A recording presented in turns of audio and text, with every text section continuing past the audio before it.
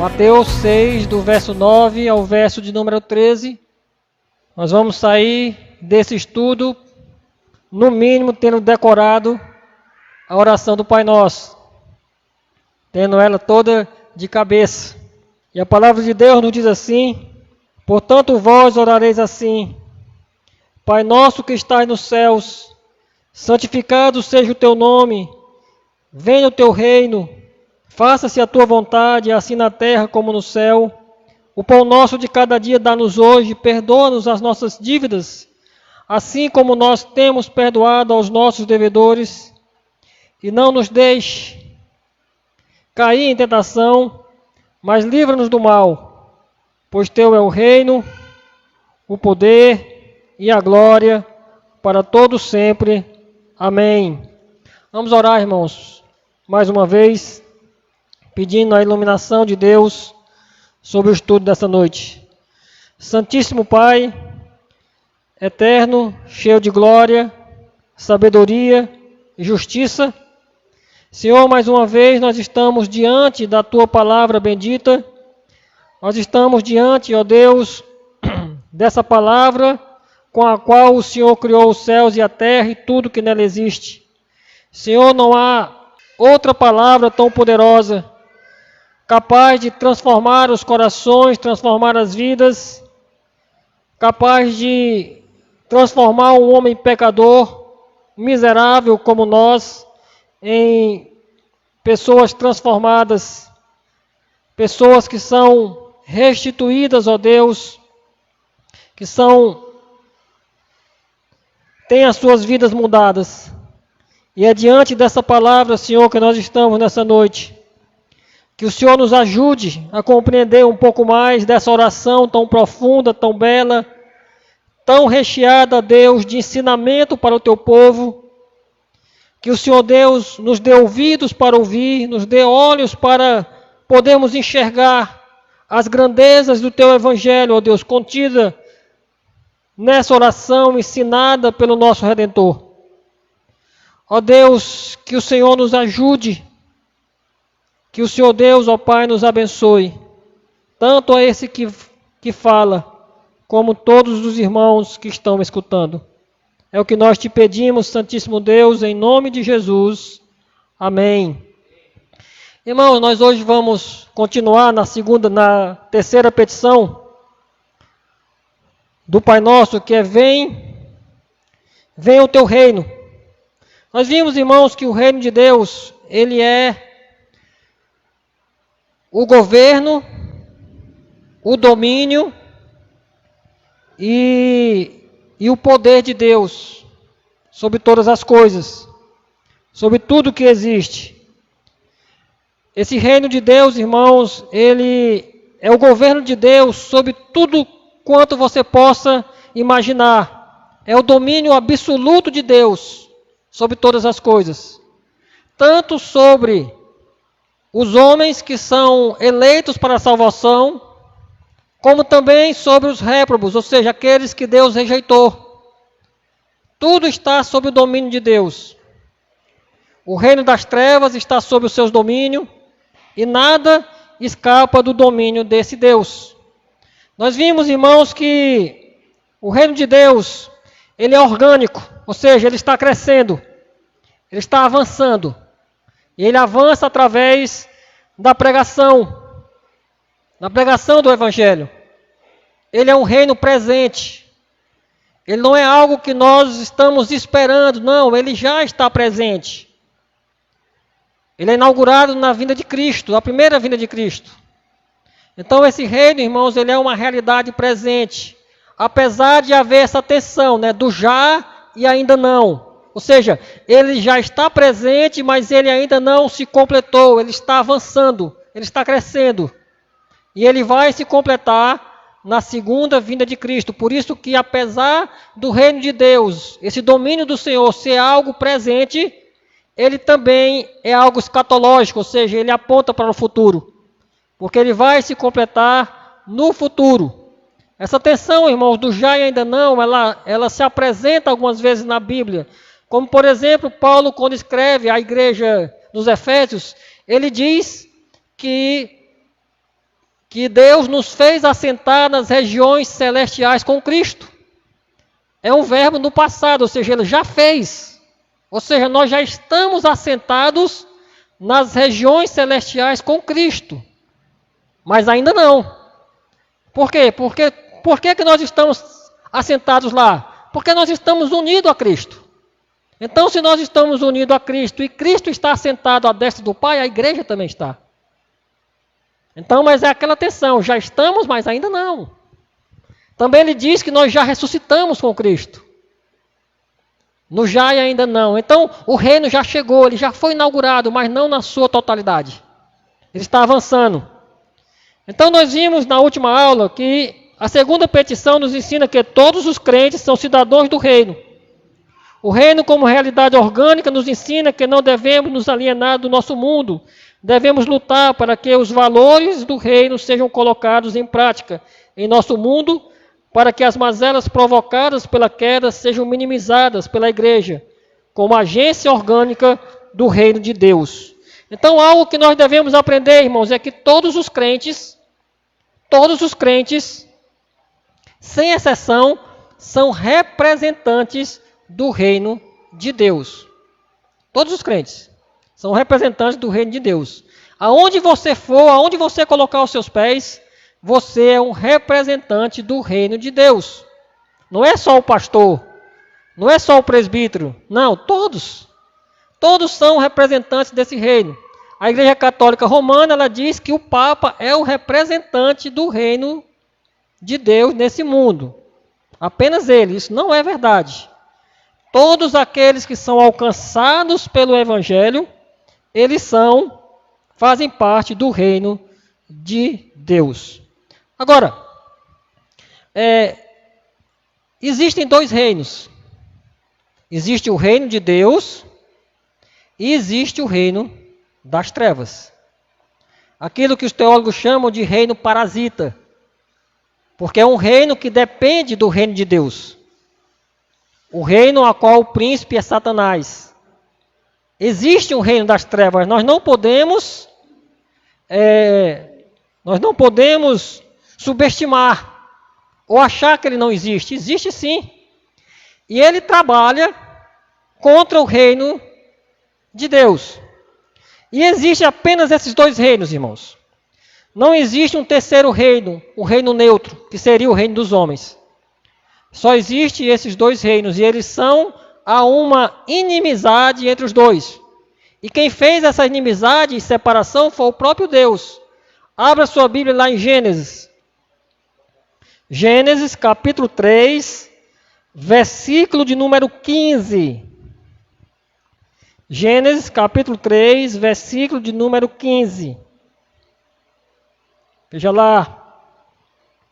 Gênesis 3, versículo número 15, diz assim: porém inimizade entre ti e a mulher, entre a tua descendência e o seu descendente. Este te ferirá a cabeça, e tu lhe ferirás o calcanhar. Porém, inimizade entre ti e a mulher, ou seja, entre a serpente e a mulher, entre o teu descendente, entre o seu descendente, entre a tua descendência e o seu descendente. Ou seja, entre a descendência da serpente e o descendente da mulher.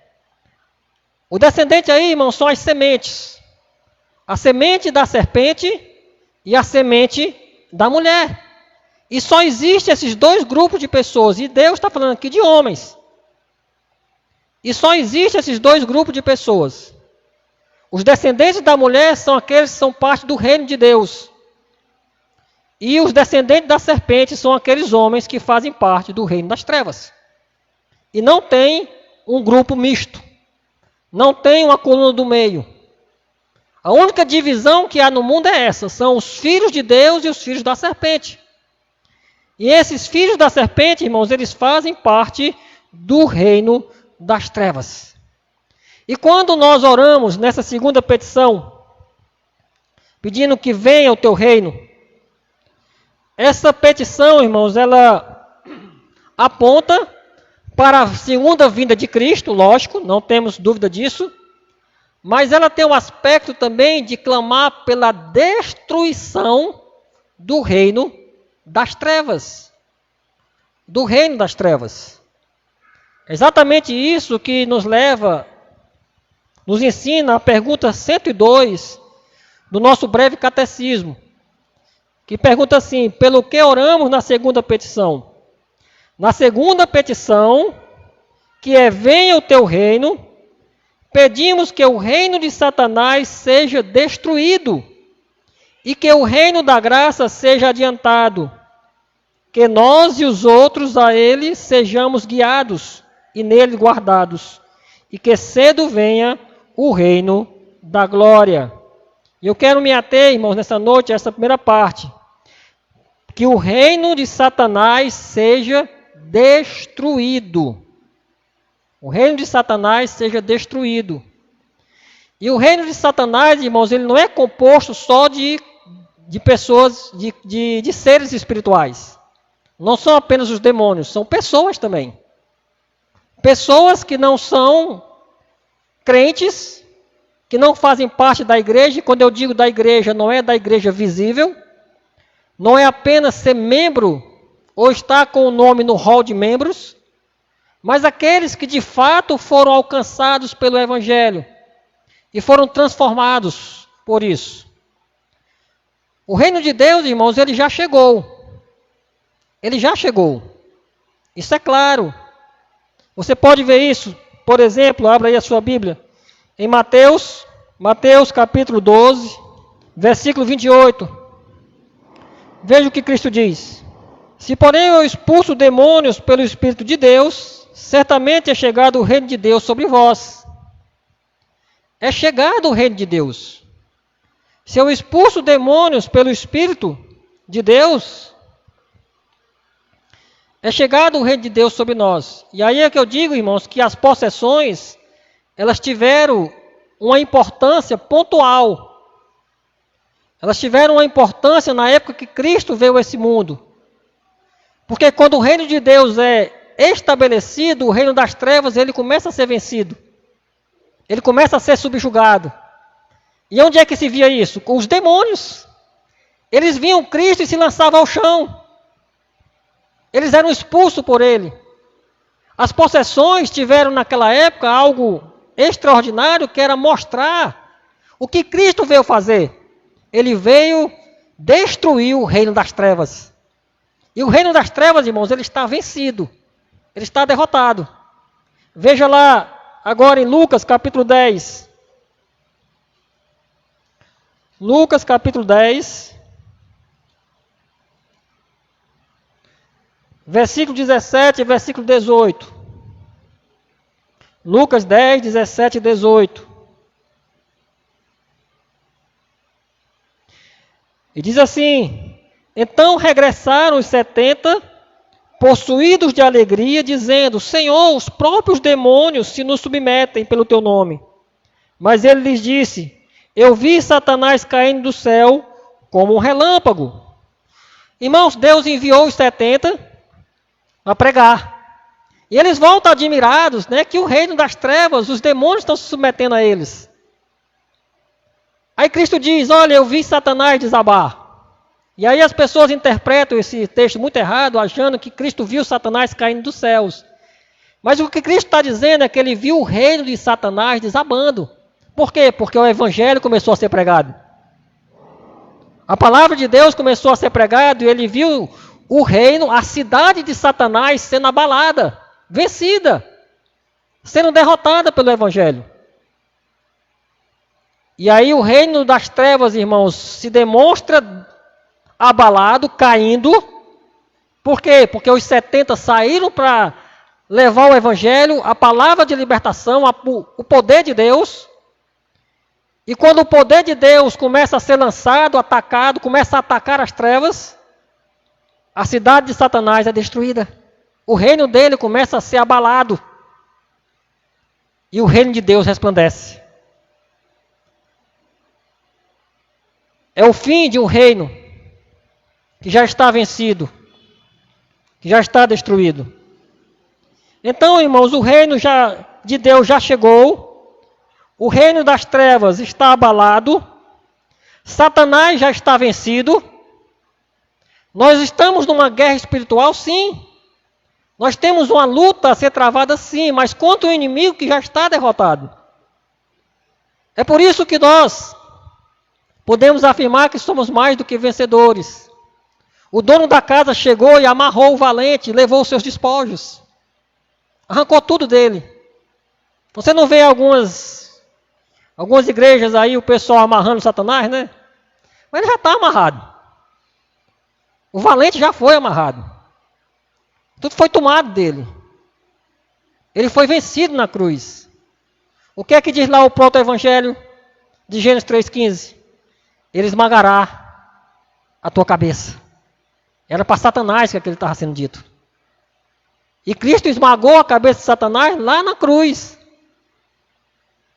Naquela aparente derrota que nós pregamos no texto lá de Esdras. Parecia que Cristo estava derrotado, mas na verdade ele estava vencendo.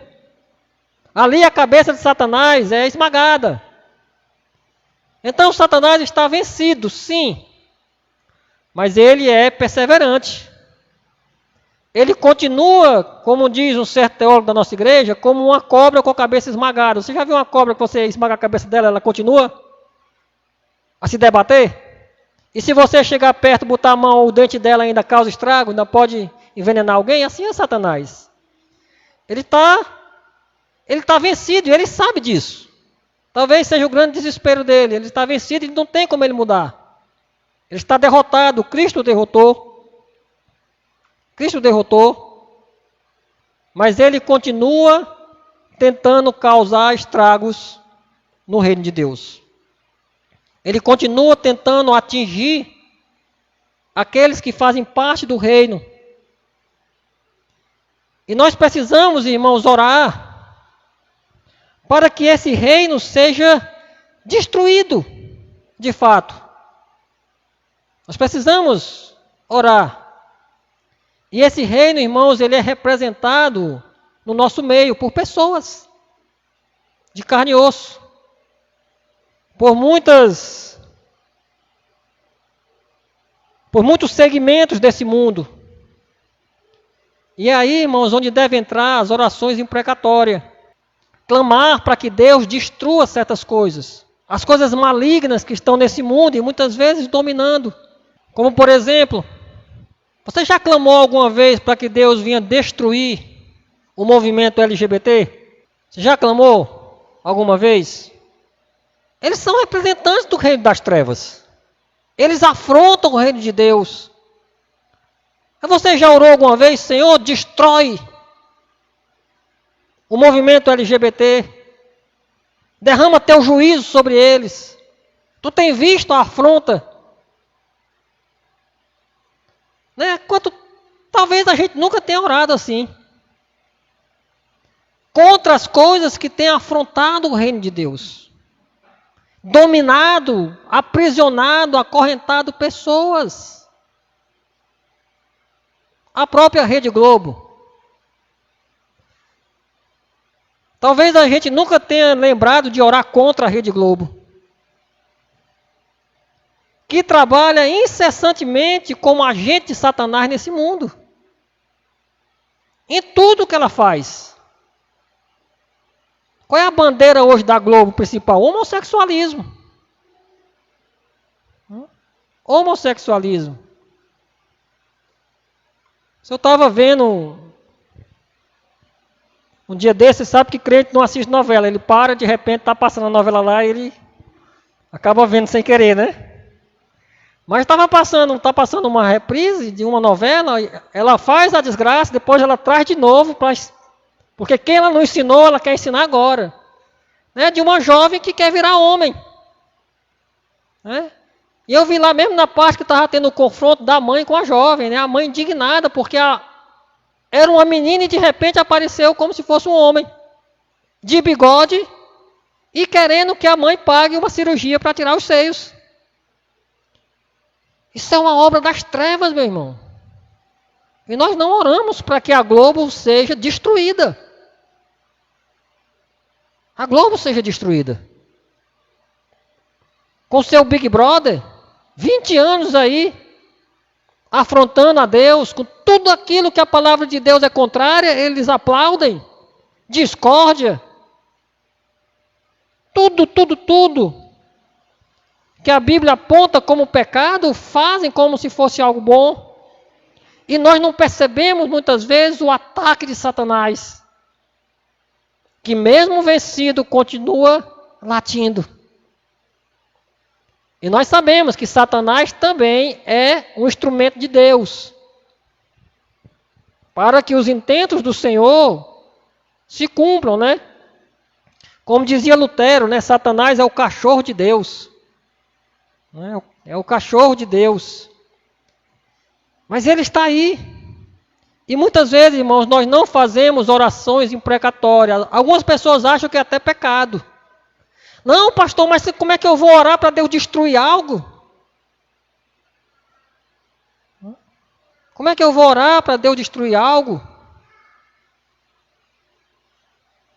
Irmão, lá em frente à primeira igreja presbiteriana de Fortaleza, foi aberto não sei se ainda não, acho que não existe mais, um prostíbulo em frente à igreja. Em frente à igreja, frente com frente. E os crentes ali deveriam orar incessantemente para que Deus mandasse juízo sobre aquilo ali. Juízo. Aquilo que afronta ao Senhor. Que afronta a Deus. Mas veja, uma oração imprecatória. Abra sua Bíblia no Salmo 3. Quando Davi estava fugindo dos seus inimigos, diga-se de passagem, seu próprio filho, Absalão. Salmo 3, verso 7. A palavra do Senhor diz assim: levanta-te, Senhor, salva-me, Deus meu, pois fere nos queixos a todos os meus inimigos e aos ímpios quebra os dentes. O salmista está pedindo juízo sobre os inimigos. Sobre os inimigos de Deus. O salmista está dizendo: Senhor, quebra os dentes. Dá um murro nos queixos do meu inimigo. Já pensou um murro de Deus? Destrói, Senhor. Esses que estão afrontando. E muitas vezes, irmão, nós esquecemos de fazer essas orações. Lá em Paraupeba eu morava em frente ao bar, e o bar castigava nas músicas, né, de madrugada, de noite. Às vezes eu dizia para os irmãos: nós temos que orar em precatório para Deus destruir esse bar. Não, pastor, não é melhor a gente orar para Deus ter misericórdia, não. Não, mas o juízo, a misericórdia muitas vezes vem através do juízo. Quando Deus derrama o juízo, muitas vezes a pessoa se volta para Ele. Então nós vemos aqui, irmãos, que a Bíblia nos ensina a fazer isso e a igreja perde isso. Veja lá também no Salmo 137. Nós vamos fazer logo uma série de pregações só em salmos imprecatórios. Salmo de número 137, versículo de número 7. Contra os filhos de Edom, lembra-te, Senhor, do dia de Jerusalém, pois diziam: arrasai até os fundamentos, filha da Babilônia, que há de ser destruída. Feliz aquele que te der o pago do mal que nos fizeste. Feliz aquele que pegar teus filhos e esmagá-lo contra a pedra. Irmãos, quando Nabucodonosor invadiu Jerusalém, como nós temos visto o regresso do povo lá da Babilônia, e ele matou homens, mulheres, humilhou o povo de Deus, os edonitas zombavam, aplaudiam porque Jerusalém Judá estava sendo destruída. Aí como é que o salmista ora? Senhor, lembra de Edom, lembra do dia de Jerusalém. Jerusalém foi atacada e eles zombavam. E aí, meu irmão, o salmista pede que Deus vingue. E ele diz: a filha da Babilônia que há de ser destruída. Feliz é aquele que te der o pago do mal que nos fizeste. E feliz o que pegar os teus filhos e esmagá-los contra a pedra. É a oração do salmista. Contra quem? Contra o reino das trevas. E é contra homens que ele está orando. Então, irmãos, homens fazem parte do reino das trevas. E aí, ou você escuta o conselho de Deus, ou você escuta os conselhos de Satanás. Não tem outra opção. Ou você pertence ao reino de Deus, ou você pertence ao reino de Satanás. E a igreja, irmãos, precisa abrir os olhos para os ataques de Satanás. E nós precisamos atacar esse reino das trevas com as nossas orações, com o evangelho, com pregação. Nós precisamos orar para que esse reino seja destruído. E não é uma passividade da igreja. Quando a Bíblia diz assim, que as portas do inferno não prevalecerão contra ela, alguns crentes acham que é o inferno avançando e a igreja resistindo. Não. É a igreja atacando e os portões do inferno sendo empurrados para dentro, porque o reino de Deus está avançando. E eles estão sufocados pelo reino de Deus. Nós precisamos, irmãos, agir assim. Nós somos agentes do reino de Deus nessa terra. Nós estamos em guerra, uma guerra espiritual. E não adianta fazer frase de efeito. Ah, bom Jesus, nós vamos declarar domingo à noite que bom Jesus pertence ao Senhor Jesus, né? Parece até o bom Jesus pertence ao Senhor Jesus, né? Não é isso que vai fazer bom Jesus pertencer a Jesus. Na verdade, já pertence, né? Porque como diz Abraham Kuyper, não há 1 metro quadrado no universo que Cristo não diga é meu. Mas bom Jesus está sob ataque de Satanás. Nós vemos nas falsas religiões, nós vemos na idolatria, nós vemos na corrupção. O Brasil todo. Faz quanto tempo você não ora para Deus derramar juízo sobre os políticos corruptos? Você deve respeitar os políticos, você não deve estar zombando, falando impropério. Tem gente que não gosta do Bolsonaro e vive chamando ele de Bozo, não é? E havia até crente fazer isso. Isso é pecado. Isso é pecado. Agora, você orar para que Deus destrua um político corrupto, não é. É você fazer o que a Bíblia manda. Você deve respeitar as autoridades, mas não quer dizer que você não possa orar contra os erros dele. Então, irmãos, o reino das trevas está aí. Então, não é com palavras de efeito, é com as armas espirituais. Quando Paulo descreve, lá em Efésios 6, quando ele fala dessa guerra, e ele descreve o crente revestido de uma armadura. E ele tinha em mente ali o soldado romano, pronto para a guerra. Capacete, espada, escudo, uma couraça, uma sandália apropriada para a guerra. Então nós devemos nos munir de tudo isso. Porque alguns dizem assim, a igreja é um hospital. Não, a igreja é um quartel. E nós temos o general que é Cristo. E nós temos um Deus, irmãos, que é um Deus de guerra, é um Deus guerreiro. É um Deus que sempre guerreou.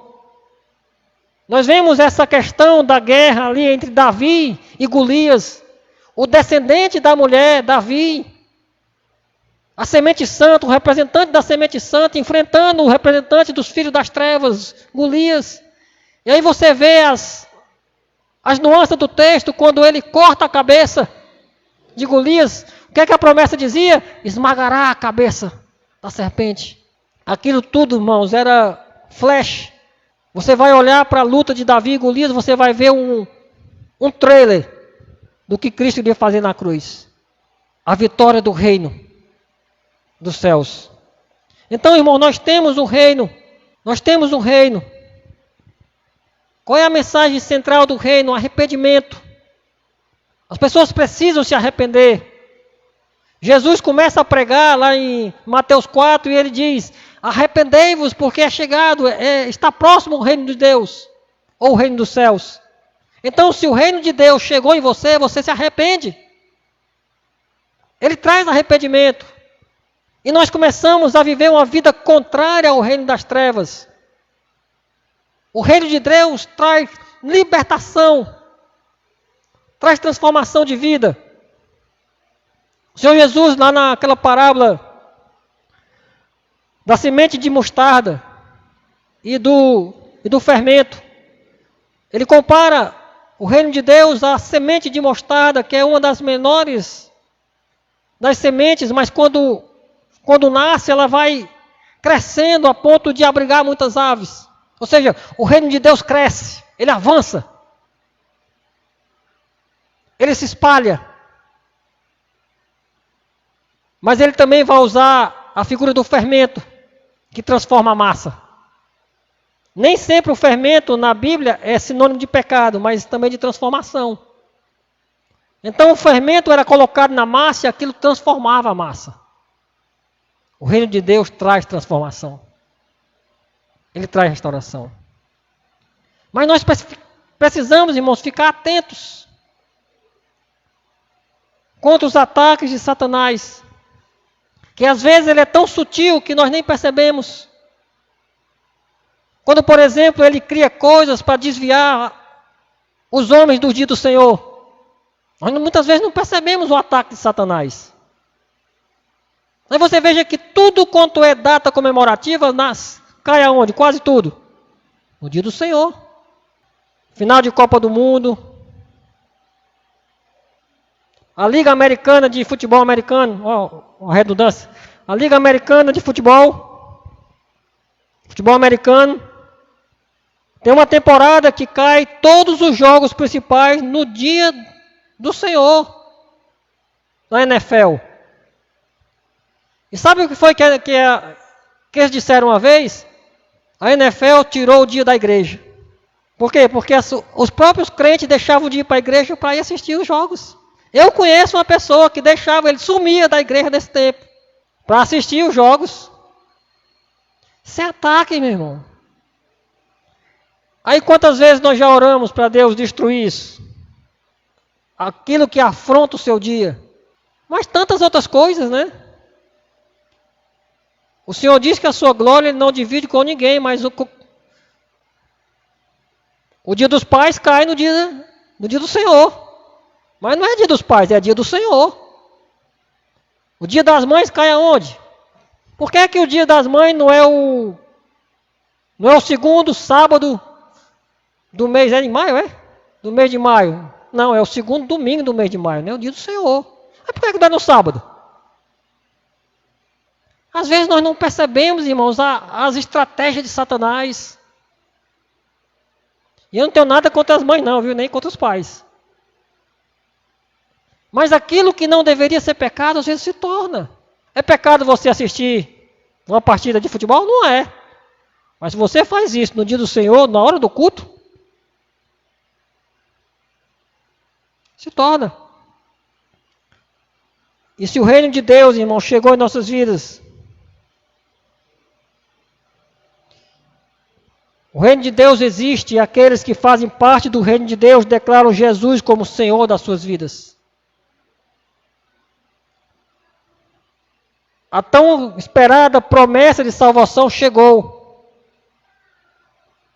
Porque o reino de Deus vive em cada um de nós. Nós temos o título mais importante do mundo. Embaixadores do reino de Deus. E quem não faz parte da igreja, e repito, não da igreja presbiteriana do Brasil, mas da igreja de Cristo, não faz parte do reino de Deus, faz parte do reino das trevas. Não tem outra opção.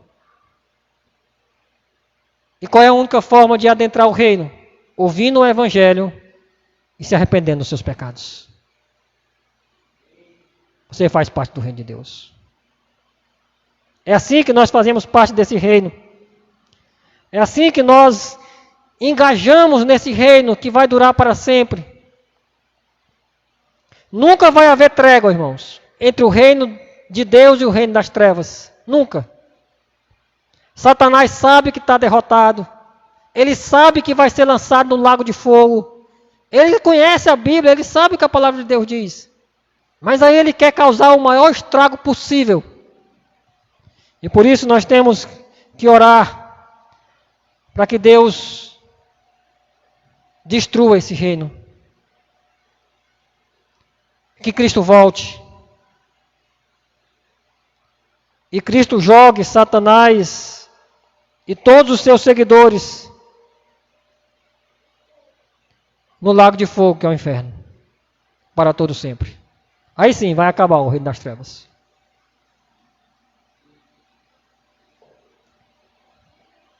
E é para isso que nós devemos orar. Também uma oração para que a igreja se torne mais pura,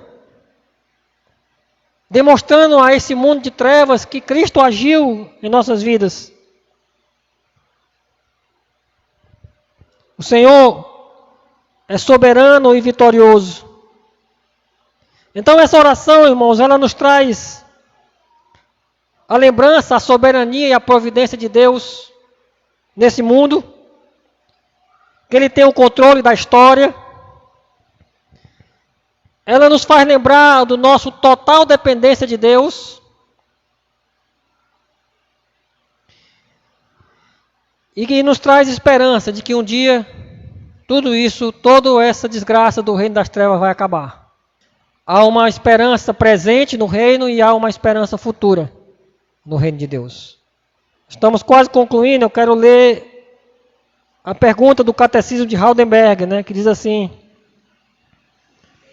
qual a segunda petição? Ele diz: venha o teu reino, isto é, que nos governe pela tua palavra e espírito, de tal modo que nos submetamos a ti cada vez mais, que protejas e faças crescer a tua igreja, que destrua as obras do diabo, todo o poder que se levante contra ti, toda conspiração contra a tua palavra, que faça todas essas coisas até que venha a plenitude do teu reino, e que será tudo em todos. Que destrua a obra do diabo, todo o poder que se levanta contra Deus e tudo aquilo que conspira contra a palavra do Senhor. Nós devemos orar para que seja destruído. Alguma pergunta, irmão, sobre esse assunto? Sim, sim. A igreja tem essas duas asas, né? A pregação e a oração. Né? Esses são os meios de nós batalharmos. Né? Pregação e oração. Esses são os meios que nós temos. E veja que você for ver a igreja de Atos, uma igreja que não tinha nenhum outro atrativo. Né? Ela só tinha duas coisas, pregação e oração. E uma igreja que crescia explosivamente através disso. Né? Tem aí alguns ensinamentos de crescimento explosivo da igreja, né? Mas sempre com métodos humanos. Né? E com métodos humanos, irmãos, a igreja não cresce, ela incha. Né? Nem todo o crescimento da igreja é saudável. Senão a gente vai ver que algumas seitas, e aí outra coisa que nós devemos orar contra é contra as seitas. Mesmo aquelas que se dizem evangélicas. Porque tem de uma forma sutil atacado o verdadeiro evangelho. Quando elas dizem que são, mas na verdade não são e agem como não. Você lembra quando saiu aquele escândalo do Valdomiro Santiago, né? Que vergonha foi, que ataque foi ao reino de Deus, né? Por quê? Porque ele se passa como pastor. Eu me lembro até de uma frase que dizia, eu vi acho no Facebook, fazendo uma comparação. Chico Xavier nasceu pobre, viveu a vida honestamente, morreu pobre. Aí botou embaixo, Valdomiro Santiago nasceu pobre, passou a vida roubando e hoje é rico. pastor evangélico. Não é? Agora ele é pastor? Ele é pastor? Pastor vive saqueando as ovelhas? Não vive saqueando as ovelhas. É pecado eu orar para que Deus derrame juízo sobre Valdemiro Santiago? Não. É de Macedo? Não. Senhor, destrói aquela obra maligna. Certo? Então a igreja precisa lutar, a batalha espiritual da igreja é assim. É orar e pregar. Elias Ravi, tem uma pergunta? Quer só dizer alguma coisa? Exatamente, a Bíblia é uma espada para você atacar. Então a igreja, irmãos, ela ataca. Ela ataca com o poder do Evangelho. Certo? Então eu vou concluir dizendo o seguinte. O reino de Deus como realidade escatológica nos ensina que por mais que lutemos aqui, nunca alcançaremos um mundo perfeito. Enquanto criaturas estiverem em rebelião contra Deus, haverá graves problemas no mundo. Contudo, ainda resta uma esperança para o crente. Quando o reino for estabelecido em toda a sua dimensão, então finalmente viveremos em um mundo onde reinará a justiça. Nossa esperança está na glória. Irmãos, o que nos espera é vivermos em um mundo onde todas as coisas estarão debaixo do domínio do nosso Senhor Jesus Cristo. Vai chegar esse tempo. Todas as coisas submetidas a Ele. Paulo diz que tudo vai convergir para Ele, né? Tudo vai convergir para Cristo. A palavra convergir ali no grego é encabeçar. Cristo vai ser o cabeça de todas as coisas. E é na glória a nossa esperança. Aqui sempre vai ter luta, dificuldade. Mas em Cristo somos mais que vencedores. Então a nossa oração também, irmãos, é para que ora venha Senhor Jesus. Que Cristo volte. Vamos orar. Senhor Deus e Pai, nós queremos te louvar pela tua bondade, misericórdia, pelo teu poder, pelo teu agir, pelo reino do Senhor que é estabelecido e cresce poderosamente. E que nós, ó Deus, queremos te agradecer por fazermos parte desse reino e sermos agentes desse reino nesse mundo de trevas. Que o Senhor continue a nos fortalecer, que o Senhor continue a nos dar graça. É em nome de Jesus que nós oramos. Amém.